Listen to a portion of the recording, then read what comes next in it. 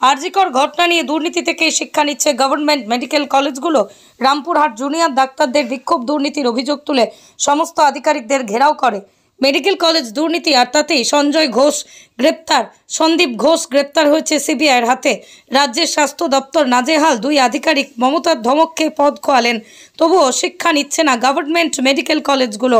বীরভূমের রামপুরহাট কলেজে দেখা গেল যে প্রিন্সিপাল, ডিন সহ বিভিন্ন আধিকারিকদের বিরুদ্ধে বিক্ষোভ ডাক্তারি পড়ুয়াদের। ঘটনাটি বীরভূমের রামপুরহাট গভর্নমেন্ট মেডিকেল কলেজের হাসপাতালে। বিক্ষোভকারী ডাক্তারি পড়ুয়াদের অভিযোগ, কম নম্বর পাওয়া পরীক্ষার্থীদের বেশি নম্বর পাইয়ে বিভিন্ন বিষয়ে অনার্স পাইয়ে দেওয়া হয়েছে। আবার বেশি নম্বর প্রাপকদের নম্বর কমিয়ে দিয়ে অনার্স পাওয়া থেকে বঞ্চিত করা হয়েছে।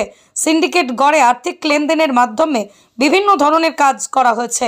যারা এ কাজে জড়িত তাদের চিহ্নিত করে তাদের বিরুদ্ধে আইনি ব্যবস্থা নিতে হবে। এই দাবিতেই আজ রামপুরহাট গভর্নমেন্ট মেডিকেল কলেজ হাসপাতালের প্রিন্সিপাল সহ ডিন সহ বেশ কয়েকজন আধিকারিককে ঘিরে রেখেছে বিক্ষোভ ডাক্তার পড়ুয়াদের।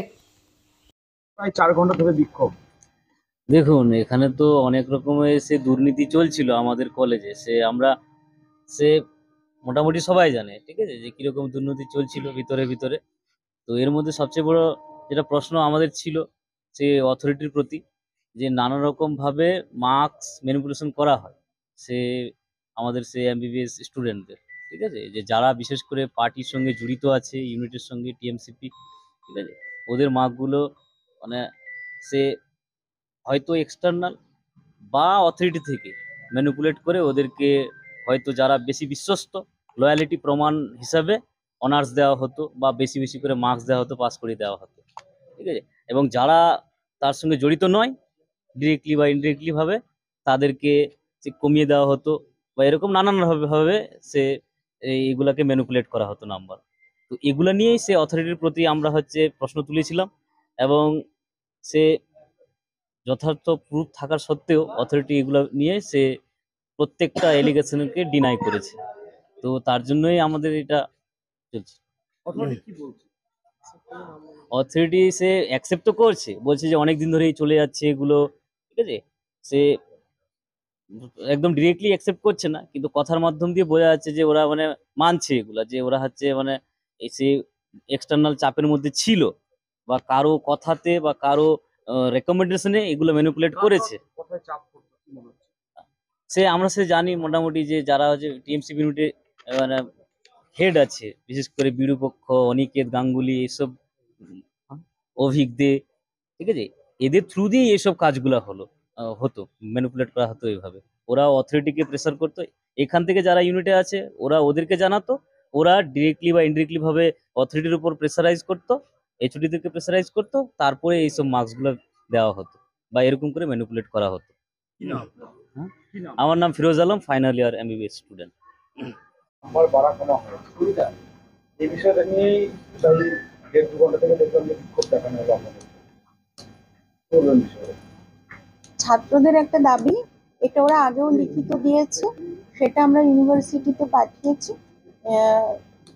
যে আর ওরা যে সাবজেক্টগুলোর কথা বলেছেন সেই এইচওডিরাও আজকে ছিলেন, তারা ওদের সঙ্গে আলোচনা করেছেন। এফএমটি, অপথ্যালমোলজি এবং কমিউনিটি মেডিসিনের এইচওডি এখন নেই, ওনারাও বলেছেন।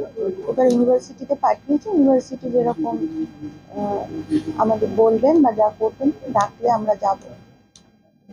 নাম্বারটা বদল করে দেওয়া হচ্ছে, সেটা কিভাবে সম্ভব? এইটা তো আমি বলতে পারবো না, কারণ এই পরীক্ষাটা পুরোটাই কন্ডাক্টেড হয় ডিপার্টমেন্টে, এবং সেটা আমার তো মানে পরীক্ষা নেন, কন্ডাক্ট করেন এইচওডিরা, তারাই নাম্বার আপলোড করেন স্টুডেন্ট সেকশন থেকে, তাদের প্রেজেন্সে, তাদের কাছেই হার্ড কপি থাকে, প্রিন্সিপালের কাছে কিছু থাকে না। এইটা মিথ্যে অভিযোগ, আমার ঘরে কেউ আসেনি, আমি কোনো পরীক্ষার নম্বরের সঙ্গে। থ্রেড কালচার নিয়ে বলুন, থ্রেড কালচার নিয়ে কি সব কলেজেই তো থ্রেড কালচার চলছে, সেটাকে আমরা দুর্মুখী করতে চাইছি, ছাত্ররাও চাইছে এটা যাতে না হয়, সেটা আমরা দেখব। আমরা স্টুডেন্ট কাউন্সিলের জন্য এগোচ্ছি, অনেকটাই এগোচ্ছি, মানে আজকে আমাদের আরেকটু কাজ ছিল, সেটা হলো না, হয়ে যাবে। আমরা ছাত্রদের সঙ্গে সবার উদ্যোগে নিশ্চয়ই এটা দূরমূল করতে পারবো, এবং এই কথা তো স্বাস্থ্য ভবনেও উঠছেন, তারাও কোনো পদক্ষেপ নেবেন। যাদের নাম্বার বাড়ানো হয়েছে আপনারা কি সেটা ভেরিফাই করেছেন, তাদের বিরুদ্ধে কোনো ব্যবস্থা হবে? এটা তো ইউনিভার্সিটিতে পাঠিয়েছি আমি। আপনাদের দেখে প্রাথমিক কি মনে হয়েছে, নাম্বারটা কি আমি তো বাড়ানো হয়েছে? দাদা, আমি তো কোনো ট্যাবুলেশন শিট বা কিছু দেখিনি। সেটা আপনাদের হলে রেসপেক্টিভ এইচওডিদের জিজ্ঞাসা করুন।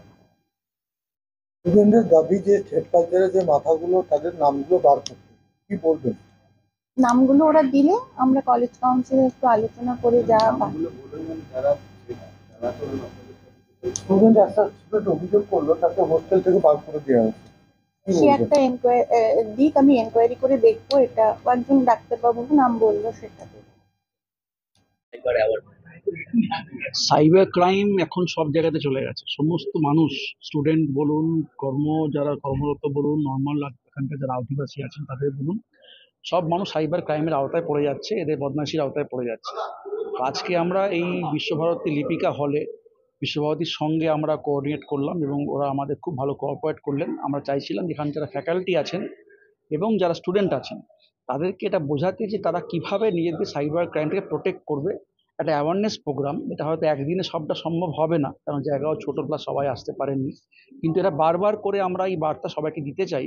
সাইবার ক্রাইম প্রোটেকশনের মধ্যে কিছুটা আমাদের নিজস্ব কাজও আছে আর কিছুটা পুলিশের কাজও আছে। এই দুজনের একটা পার্টনারশিপ ভালো মতো থাকলে আমার মনে হয় সাইবার ক্রাইম থেকে আমরা অনেকভাবে বাঁচাতে পারবো। এই ওটিপি শেয়ার ইত্যাদি থেকে সচেতন করা হলো। এই ওটিপি শেয়ার, রং মেলকে ক্লিক করে দেওয়া, বা কোনো লোনের লোভে, চাকরির লোভে কোনো জায়গায় ক্লিক করে টাকা দিয়ে দেওয়া, এগুলো তো বারবার ঘটছে। এই সরল মনা ছাত্রছাত্রীরা এর মধ্যে পড়ে যাচ্ছেন। যদি ফ্যাকাল্টি এবং আমরা সজাগ থাকি আমাদের মতো করে, তাহলে মনে হয় এই যে মিনাসটা আছে, এই ইভিলটা আছে সাইবার ক্রাইমের, এখান থেকে আমরা যদি আটকাতে পারবো, সেটা আমাদের খুব বড় লাভ হবে। বিশ্বভারতীর একজন ছাত্রী এবং অনলাইন ফ্রড কেসের জন্য মারা গেছে, তার জন্য কি তথ্য পাওয়া? আমাদের কাছে এরকম খবর তো আসছে, আরও আসতে থাকছে। আমরা চাইছিলাম যে একটি ছাত্রী যিনি মারা গেছেন সেই রকম ভবিষ্যৎ যেন আর কারোর না হয়, তাদেরকে অ্যাওয়্যার করা এবং তদন্তের আওতায় যে ঘটনাটি ঘটেছে আমরা এখানে দেখতে পেলাম সাইবার ক্রাইম এটা বড় রোল প্লে করেছে। তাই আমরা বারবার চাইবো এ ধরনের প্রোগ্রাম এখানে করতে। বিশ্বভারতী আমাদের সঙ্গে রাজি আছেন। আমরা হয়তো প্রতি মাসে একটা করে করলে একটা দিনে সবাই মিলে আমরা এটা ম্যানেজ করতে পারবো। Thank you.